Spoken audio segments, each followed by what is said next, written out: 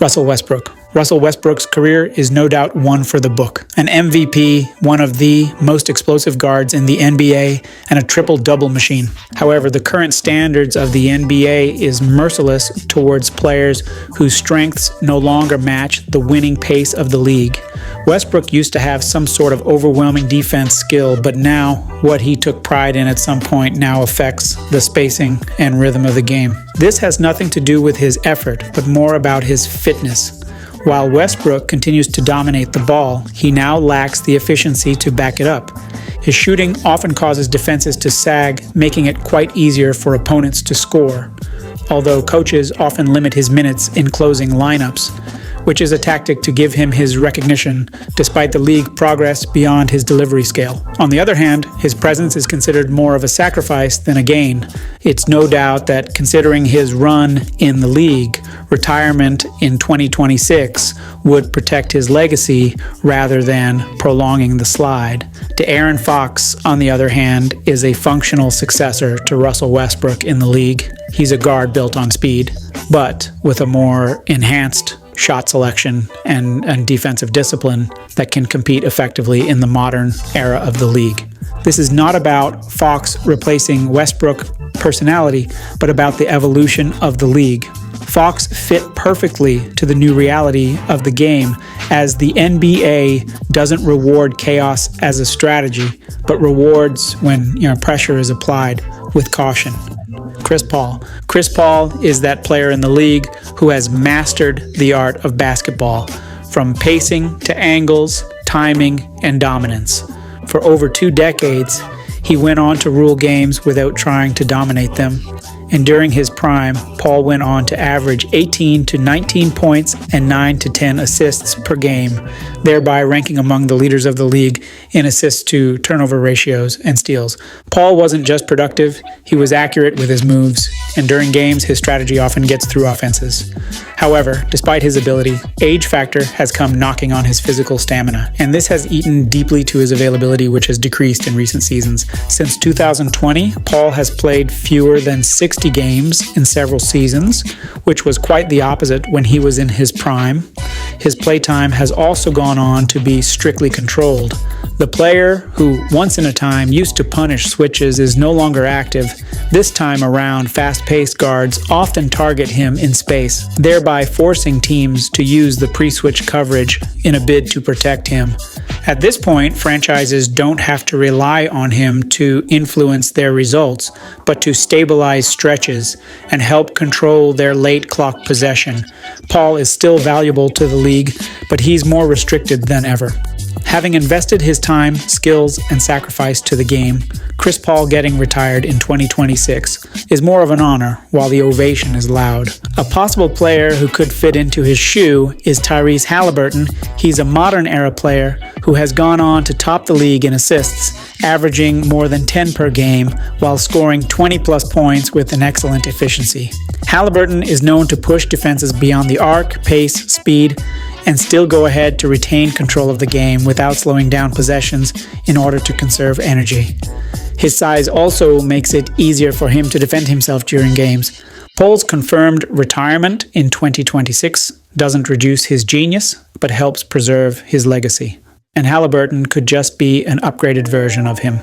DeMar DeRozan. DeMar DeRozan is that player who has honed a skill that the league has gradually lost. He possesses exceptional skills from his footwork, shot creation inside the arc, and balance, which are of great value. DeRozan has gone on to average more than 20 points per game during his career, with majority of his damage coming from 10 to 18 feet. During his peak, he was among the league leaders in mid-range attempts and efficiency, frequently converting at 45 to 50%. In a league that values threes and rim pressure, DeRozan's shot selection has gone on to reduce spacing and often slows down offensive tempo in games. Across multiple seasons, he has regularly attempted fewer than 3 three-pointers each game, giving room for defenses to reduce the floor without consequence. And in postseason scenarios, defenses often give up contested mid-range shots, while driving lanes vanish and possessions are directed into shots that benefit the defense throughout the course of a series. DeRozan's worth has remained unique to the league rather than being scalable. This distinction of him is quite critical when defenses are prepared. A possible full-time substitute when DeRozan retires is Brandon Ingram, who is not just a replica, but a backup development. Ingram operates in a frequency that is similar to DeRozan. He fits into the middle position, averaging 23 to 25 points per game in recent seasons, but with a more versatile depth. Ingram attempts to give or more three-pointers for each game, and at his peak, he often shoots around 38% from a distance. He also gets to average 5 to 6 assists, thereby extending games instead of terminating possessions. With the likes of Ingram, DeRozan can go into retirement having it in mind that the league is in good hands. Andre Drummond. Andre Drummond once dominated the box score of the NBA in a way that few players have done so. From 2015 to 2018, Drummond topped the NBA in rebounds per game 3 times, averaging about 15 to 16 rebounds per game. Although double-digit rebounding was not an accomplishment, instead it was expected in the game. And at his peak, he was ranked among the league leaders in offensive rebounds, therefore accumulating extra possessions almost by himself. However, the league has found its way to adjust its expectations of centers. Unlike before, rebounding without substantial defensive control no longer has the same impact. Drummond's constraints, on the other hand, proved almost impossible to ignore. Guards often push him away from the basket in a pick-and-roll coverage, thereby causing his recovery speed to lose momentum.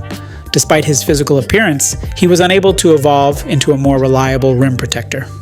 He went on to average just 1.5 blocks per game, or less than that, for the majority of his career.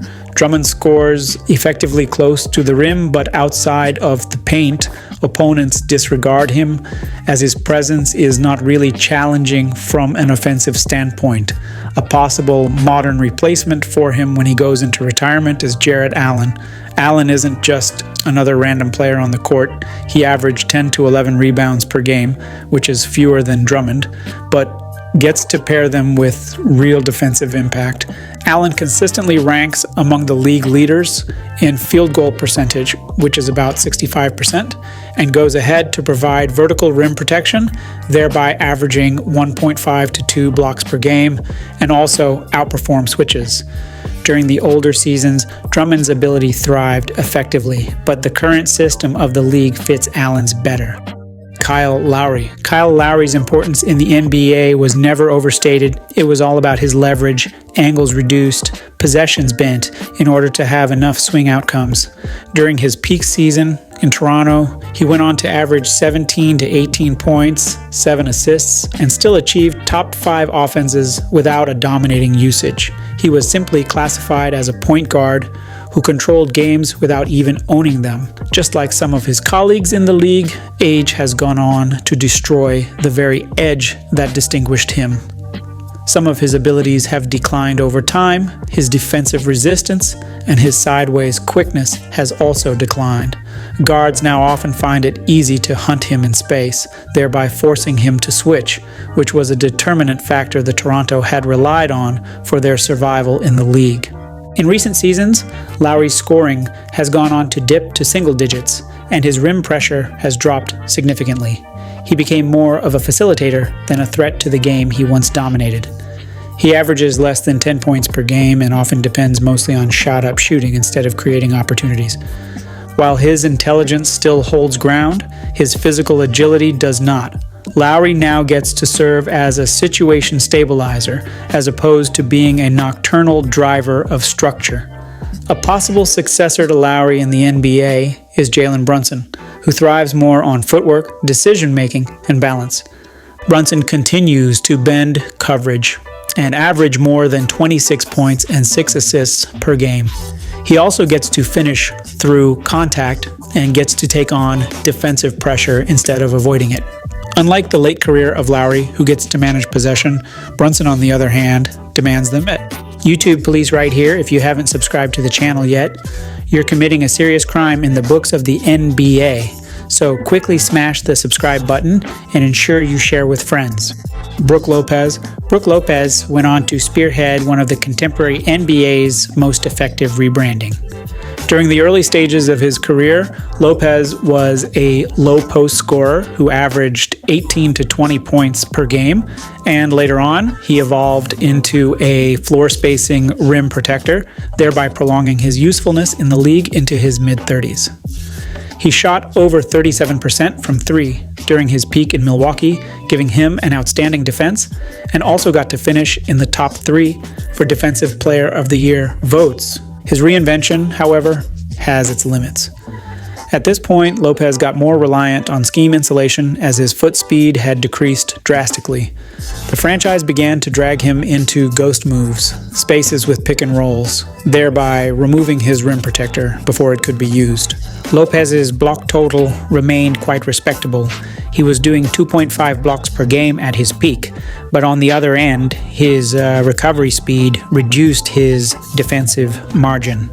No doubt, the shot remains in his arsenal, but the pressure it produces has subsided over time. His release is often slow, while defenders close out with control. Lopez still adds value to the game, but it is quite conditional and mostly a matchup dependent. While Lopez now serves as a backup to Ivica Zubac of the Los Angeles Clippers, his possible successor is Miles Turner. Turner is that quality player who averages 2 or more blocks per game while shooting 35% from 3 and still returning fast enough to resist switches and also provide a rim deterrence with more mobility. Lopez's evolution did stand the test of time, and him going into retirement in 2026 might just be the rightful crown to his efforts.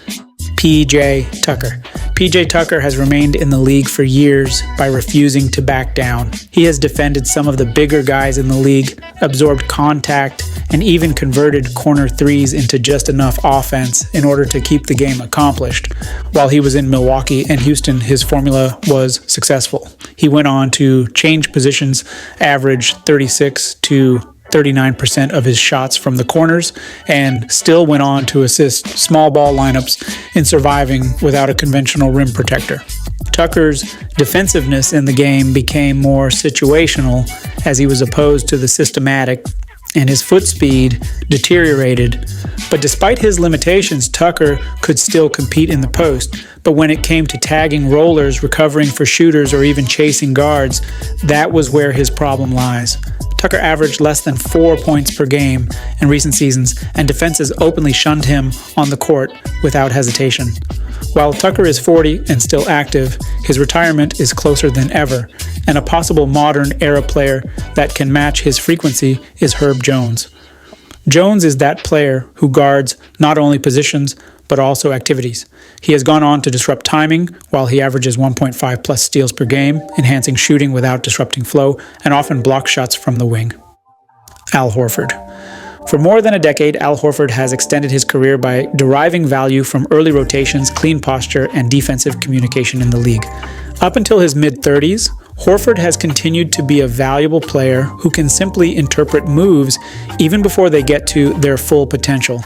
Both Horford's rebounding and blocking rates have declined significantly in recent seasons of the league, hovering around about 6 rebounds and under 1 block per game in the league, while his three-point shooting, which was once a reliable release valve to franchise, has also dropped to 35%. And at this rate, he has a slower release rate, which often allows defenders to easily recover without scrambling as he continues to spread the floor. However, what used to be a dangerous move no longer converts to coverage for him anymore. With the contenders in the league, vertical contests do not get to serve as a deterrent anymore, as elite finishers now boldly convert through Horford as opposed to around him. In order for Horford to stay effective in the game, he's expected to play selected minutes, lineup support, and also matchup protection, which shows he's mostly managed instead of being freely deployed to own the court as a standard player. Horford, who is presently with the Golden States after a 2-year deal with them in October 2025 as a veteran stabilizer, is expected to be his final destination before retirement, as prolonging his run could deter a large part of his history. turning on a searchlight for a possible successor for Horford is Bam Adebayo, who gets to read offenses instinctively and gets to average 20-plus points per game, 10 rebounds, and still gets to actively guard every action without losing his mobility. In a situation where Horford anticipates survival, Bam often gets there early enough to erase defenses. Kevin Love. Kevin Love came into the NBA as an incredible powerhouse. He scored, controlled the glass, and punished switches in his own ways. In Minnesota, he averaged 26 points and 13 rebounds by dominating on defenses instead of spacing them. Love took a step back as the pace of the game improved. He easily went into a shooter mode when needed, and this kept him on several rotations.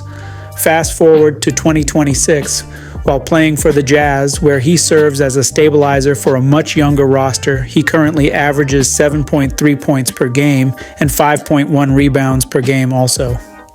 Unlike what he was known for during his peak, he can no longer defend the perimeter or get to often switch to smaller guards. The gravity of his shot is still in check, which can often force defenses to stay hyperactive. But at 37 years of age, his physical toll is often rested on a back-to-back, as his sideways movements has deteriorated to the extent he often needs to stay hidden in some particular defensive zones in order to deliver an optimal play. At this point, defenders didn't fear the next step. They simply came after breakdowns, which they knew he couldn't prevent anymore. While he has paid his dues to the league, bowing out might be the best option for him in 2026. A possible successor for Kevin Love in the league is Lauri Markkanen. Markkanen often owns the floor. He doesn't forget attacking it.